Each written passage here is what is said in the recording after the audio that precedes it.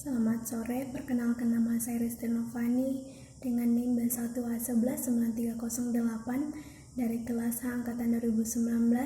Saya akan menjelaskan beberapa materi kimia fisika. Yang pertama, energi. Energi adalah kemampuan untuk melakukan suatu tindakan atau pekerjaan. Contohnya ketika kita berjalan, kita memerlukan energi. Kemudian, menurut para ahli, ada beberapa pengertian energi. Yang pertama, Robert L. Walt, di mana energi adalah kemampuan untuk melakukan usaha. Yang kedua, Mick Rajudin, di mana energi adalah kemampuan suatu benda untuk melakukan suatu usaha. Yang ketiga, Pardiono, di mana energi adalah suatu bentuk kekuatan yang dihasilkan atau dimiliki oleh suatu benda. Kemudian keempat ada Mikhail Jamoran, di mana energi adalah sebuah konsep dasar termodinamika dan merupakan salah satu aspek penting dalam analisis teknik. Kemudian adapun macam-macam energi alternatif, yaitu yang pertama energi mekanik. Energi mekanik ini adalah energi yang dimiliki suatu benda karena sifat geraknya. Energi mekanik dibagi menjadi dua, yang pertama energi potensial dan energi kinetik. Kemudian yang kedua ada energi bunyi. Energi bunyi ini adalah energi yang dihasilkan oleh getaran partikel udara di sekitar sumber bunyi. Contohnya adalah ketika bermain gendang, semakin kuat gendang dipukul, otomatis semakin besar getarannya dan semakin besar bunyi yang dihasilkan. Kemudian yang ketiga energi panas. Energi panas ini adalah energi yang terjadi karena pergerakan internasional partikel penyusun dalam suatu benda. Contoh sederhana dari energi panas ini adalah ketika memanaskan air dengan api, suhu dari api akan berpindah ke air sehingga membuat air dapat mendidih.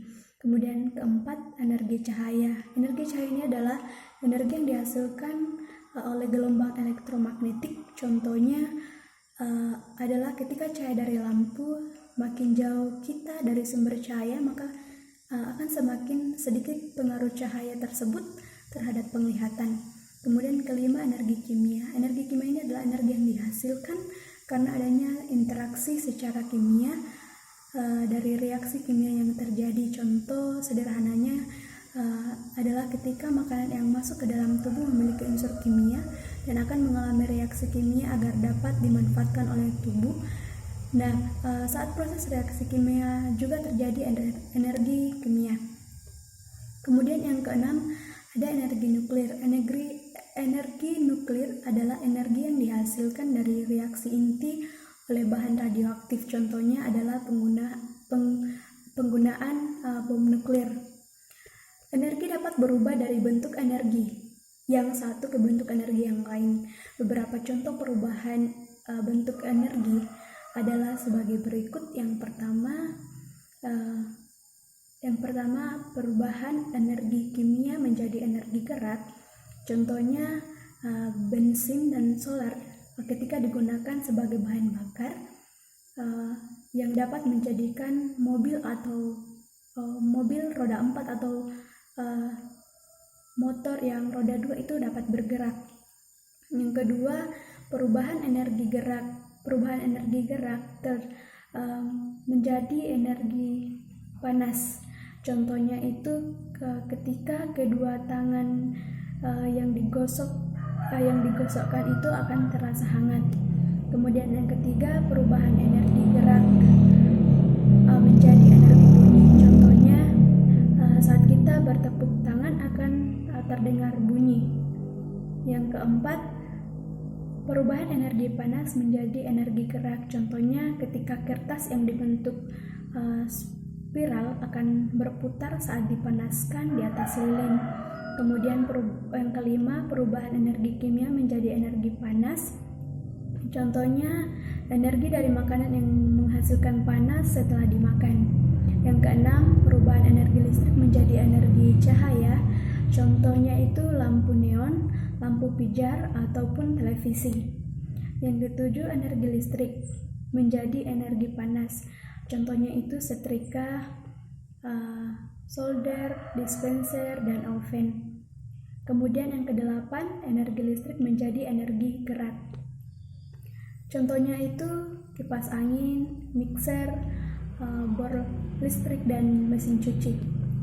Kemudian yang kesembilan itu energi gerak menjadi energi listrik. Contohnya itu kincir angin, generator, dan sebagainya. Kemudian yang ke-10 yang terakhir yaitu energi listrik menjadi energi bunyi.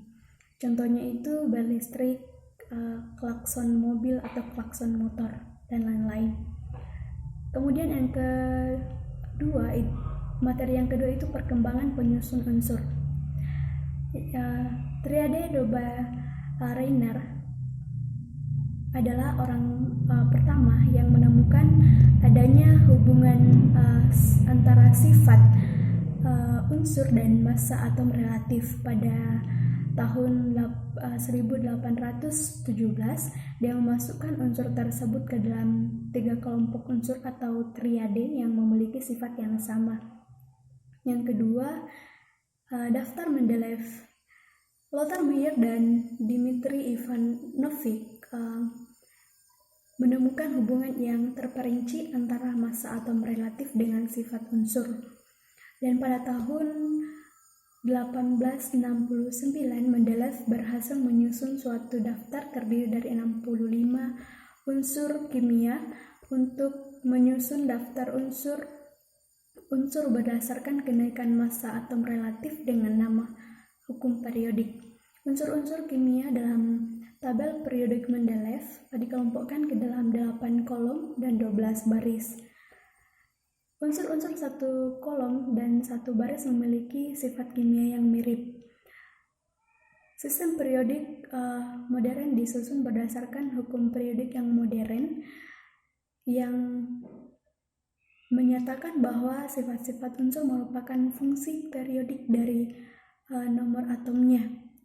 Artinya, jika unsur-unsur disusun berdasarkan kenaikan nomor atomnya, maka sifat-sifat tertentu akan berulang secara periodik. Itu sebabnya tabel-tabel unsur-unsur tersebut dinamai tabel periodik. Kemudian sifat-sifat unsur dalam SPBU yaitu yang pertama jari-jari atom. Di mana jari-jari atomnya ini jarak dari inti atom sampai kulit elektron terluarnya. Yang kedua, energi ionisasi. Di mana energi ionisasi ini energi yang dibutuhkan untuk melepaskan satu elektron terluar.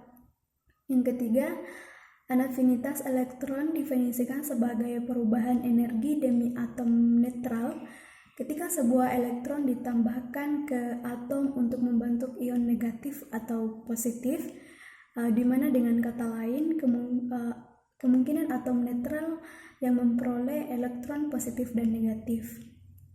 Kemudian materi yang ketiga ada ikatan ion. Ikatan ion adalah sebuah gaya elektrostatik yang mempersatukan ion-ion dalam suatu senyawa ionik. Ikatan ionik adalah gaya tarik-menarik suatu ion yang berlawanan.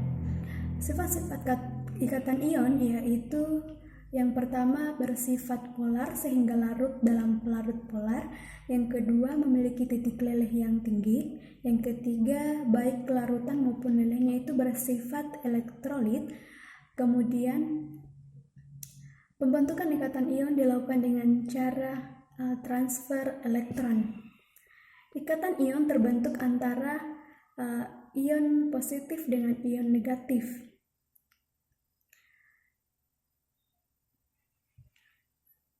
Di mana atom-atom berenergi potensial ionisasi kecil dengan atom-atom berafinitas elektron besar atau atom-atom unsur golongan 1A, 2A dengan atom-atom unsur golongan 6A dan 7A. Atom-atom dengan keelektronegatifan kecil dengan atom-atom yang mempunyai elektronegatifan besar Contoh ikatan ion paling umum dari ikatan ion yaitu pembentukan natrium klorida, di mana sebuah atom natrium digabungkan dengan atom klorin. Kemudian ikatan logam dan hidrogen. Ikatan logam dan hidrogen.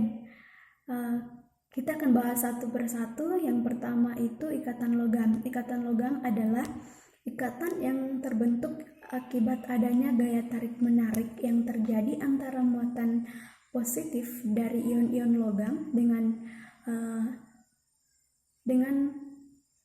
muatan negatif dari elektron-elektron yang bebas bergerak yang dihasilkan oleh elektron valensi masing-masing logam.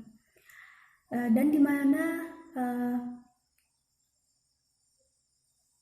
ikatan logam ini memiliki sifat, yaitu yang pertama, logam dapat disempah, dapat dibengkokkan, direntangkan, dan tidak mudah rapuh. Yang kedua, sifatnya itu mengkilap. Yang ketiga, dapat menghantarkan listrik. Keempat, dapat menghantarkan panas. Dan yang kelima, titik didih dan titik lelehnya itu tinggi. Kemudian ada faktor-faktor yang mempengaruhi ikatan logam. Yang pertama, titik leleh dan titik didih. Yang kedua, jari-jari atomnya. Yang ketiga, jumlah elektron valensinya atau elektron yang terdelokalisasi. Yang keempat, bilangan koordinasi. Asal mula terbentuknya ikatan logam, yaitu logam memiliki sedikit elektron valensi dan memiliki elektronegativitas yang rendah, sehingga semua jenis logam cenderung melepaskan elektron-elektron terluarnya, sehingga membentuk ion positif atau kation logam. Kulit terluar dari unsur logam relatif longgar, sehingga elektron delokalisasi, yaitu suatu keadaan di mana elektron valensi tidak tetap posisinya pada suatu atom, tetapi senantiasa berpindah-pindah dari satu atom ke atom lainnya. Contoh ikatan logam yaitu logam natrium dan ikatan logam magnesium. Kita lanjut ke ikatan hidrogen. Ikatan hidrogen itu merupakan ikatan antar molekul yang memiliki atom H yang terikat pada atom yang memiliki elektronegativitas yang tinggi. Ikatan hidrogen juga memiliki sifat, yaitu yang pertama, gasnya itu tak berwarna, tak berbau, dan tak berasa. Kemudian yang kedua itu mudah terbakar. Yang ketiga, terdapat lebih banyak di bumi dalam bentuk persenyawaan. Yang keempat itu memiliki titik didih dan titik lebur yang sangat rendah. Yang kelima, pada suhu normal hidrogen adalah gas yang inert. Kemudian faktor-faktor yang mempengaruhi ikatan hidrogen. Faktor yang pertama itu elektronegativitas.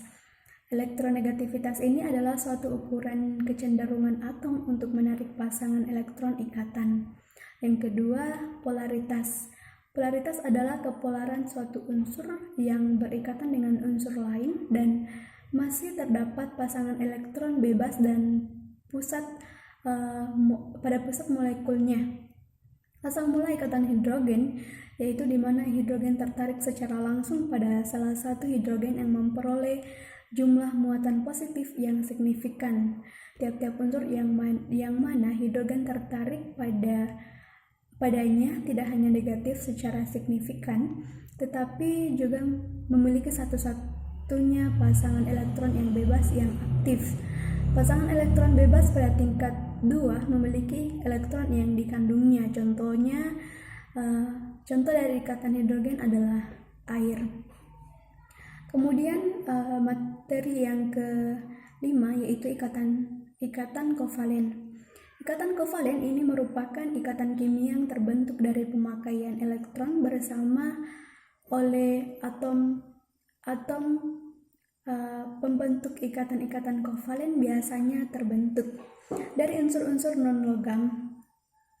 Pembentukan ikatan kovalen digambarkan dengan struktur Lewis, sebagaimana peranan elektron valensi dalam pembentukan ikatan. Gabungan-gabungan Gabungan atom-atom melalui ikatan